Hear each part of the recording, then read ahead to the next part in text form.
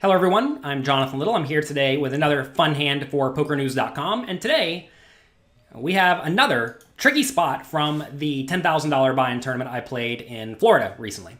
So, under the gun, a kid, which doesn't necessarily mean overly loose aggressive, but usually just means good and competent, because most young people who can get a hold of $10,000 to play a poker tournament, they're typically pretty good. He opens to 900 under the gun, playing 25,000 deep at 150-300, and I get pocket jacks in second position.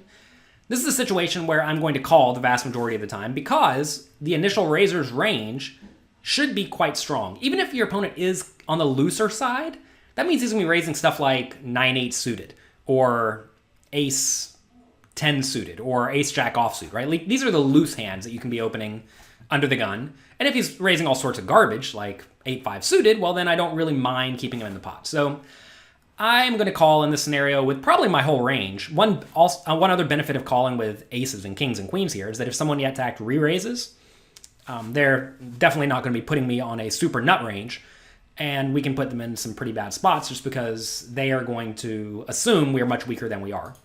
So anyway, I'm going to call with the jacks in this spot essentially every time. You can 3-bet, I suppose, if your opponent is loose and a calling station, but that's often not going to be the case.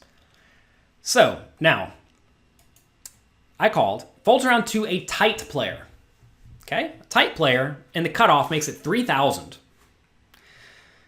Whenever you see a raise to 900 and a call, and then a re-raise to 3,000, you can pretty much say that this re-raise size is going to be awful for the opponent. Because if you think about the ranges that the kid and I are opening, well, a lot of these hands are either going to be very, very strong, in which case you certainly don't want to give them good odds to stick around. Like say I have, well, pocket jacks, right? Or even queen jack suited. You don't want to make it 2,000 more into what's going to be a 9 or 10,000 pot because I'm going to call every time and I'm not really making an error. Or we're going to have pairs, right? Like hands that flop really, really well, like pocket jacks. If I make a set with jacks, I'm loving it. And if I make an overpair with jacks, I'm happy enough. That said, if I do get an overpair with jacks in the spot, I am going to be quite cautious because it is somewhat likely the tight player just has aces and is trying to maximize value in exchange for understanding he's going to go broke a large chunk of the time if he does run into a set. So in this scenario, the opponent should definitely make it larger. Usually you're going to want to make about a pot size raise when you're playing pretty deep stacked, as we are here. So a pot size re-raise would be 3 times the last bet, which is 900, plus any additional money in the pot. So 900 times 3 is 2,700, plus another 900, it's 3,600, plus the blinds and antes, which, let's call it 750. So what do we have? 36 plus 750 is 4,300 or so. So notice that's quite larger than the opponent made it, or quite more than the opponent made it. So now a splashy player calls, which is great for me because this guy's going to have all sorts of garbage. There are definitely different varieties of splashy players. Some players are incredibly loose and splashy, and they'll call with 10-9 offsuit here. And other players are splashy as in they're calling with ace-jack suited, which, is still not good, but likely not atrocious. Initial kid calls, and now it gets back to me. So we have two options again. We're definitely not folding because we can very cleanly set mine, right? The other question is, should we re-raise? If I do re-raise here, what would a pot size re-raise be? Well, 3 times the last bet, that's 3,000, plus 3,000 plus 3,000, so that's 9, right? Plus all the other money in the pot, which is another 1,000 or so. So I would make it, 3 times the last bet is 9, plus 3 plus 3, so 9, 10, 11, 12, 13, 15, plus another 1,000, so 16,000 would be a pot size re-raise. And at that point, I think I'd probably just jam all in, given we're playing 37,000 effective.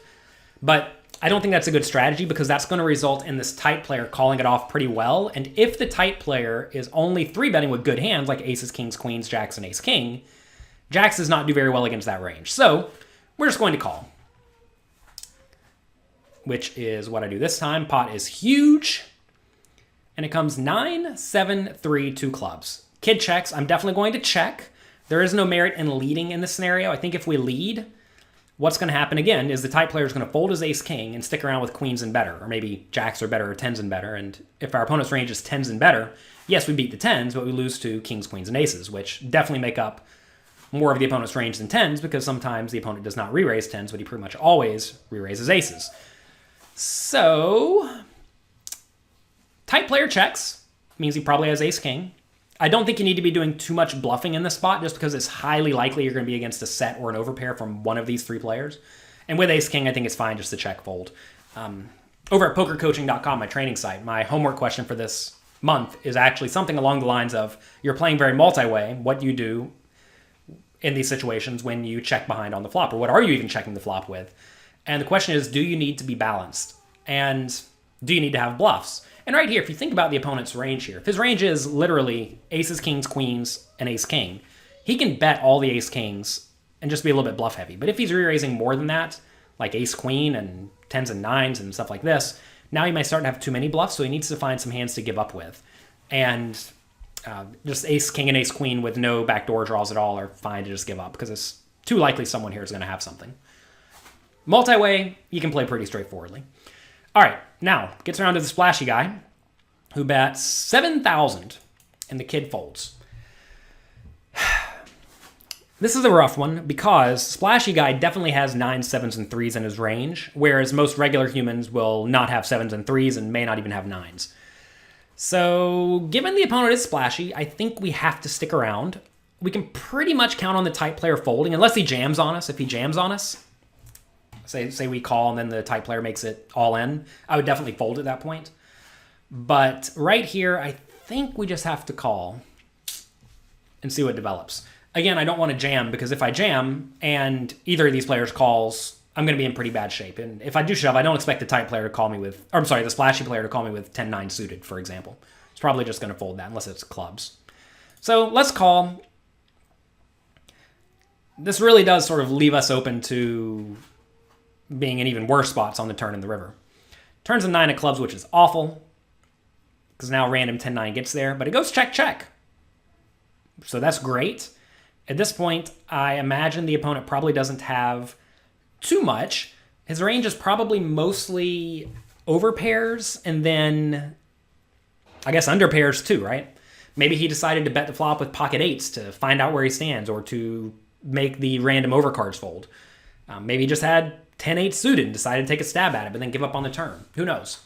It's very, very hard to nail down your opponent's range. I think a lot of people really get it in their heads that they have to say exactly what their opponent has.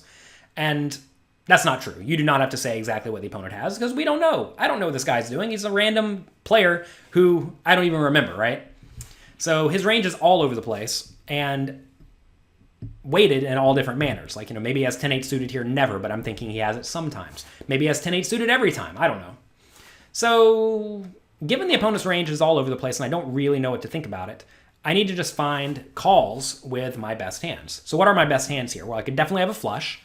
Can I have 9s? I think I could have 10-9 suited, maybe Jack-9 suited, maybe 9-8 suited. That's reasonable. I could also have maybe aces, kings, queens. I may I may call and then re-raise those, but probably not queens.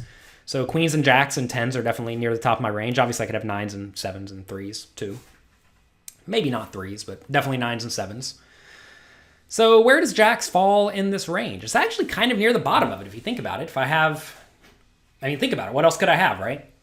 Maybe I could have 10-8 suited, but that's not a whole lot of my range. I'm probably not even calling that pre-flop for the initial raise. So this is one of the worst hands in my range. However, we're facing a small bet, which often means a marginally thin value bet, which could be something like pocket eights or pocket sixes. And we're against a splashy player. Now, splashy does not always mean aggressive.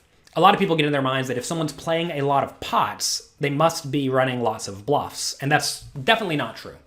There are many splashy players who call a lot pre-flop, call a lot on the flop, then just check it down unless they have the nuts.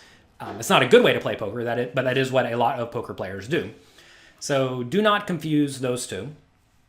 But in this scenario, I think you're going to find that more often than not, the opponent's making a marginally thin value bet based on the bet size. If he went all in or bet 20,000, I'd be way more inclined to fold. But even then, I'm always a bit of a calling station whenever I have decently strong hands. And kind of like the last video I made for Poker News, make sure you go back and check those out.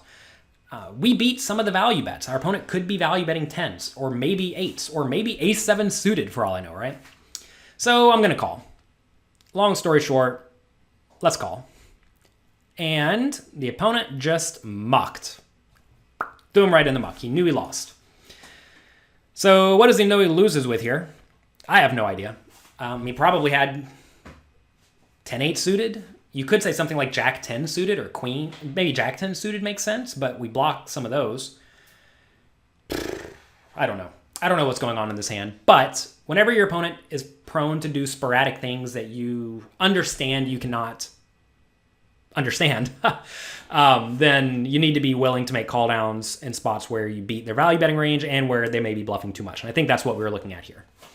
So that's going to be it for this hand. I want to thank you very much for being here. If you have any questions, let me know on Twitter at Jonathan Little. I'm more than happy to answer anything you ask me there. Good luck in your games, and I'll talk to you next week.